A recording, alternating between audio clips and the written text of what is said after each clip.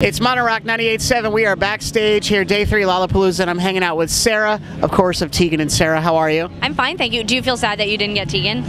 You know what? It would have been nice. It would have been double the pleasure, double the fun, but you know what? I'm happy to have you. I'm so glad. This is my dream come true. I love doing interviews by myself. I know, and we promised we keep it pretty short, too, Yeah. you know? That's the way we roll. But welcome back to Lollapalooza. This is your second time playing? It is, yep. And what do you think so far today? Listen, I love the weather today. The last time we were here, I remember it being over 100 degrees. I fainted. Really? I mean, we had such a terrible, I guess, like...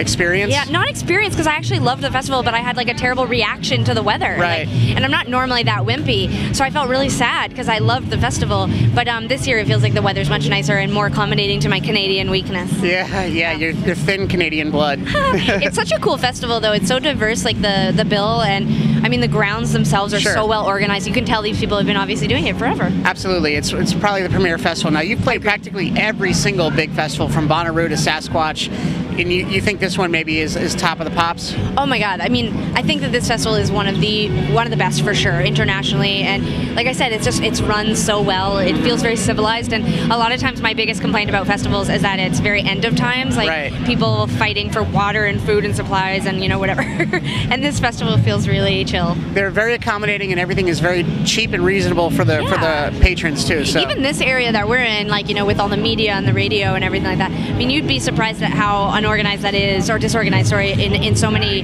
festival grounds, you're running from one area to the next.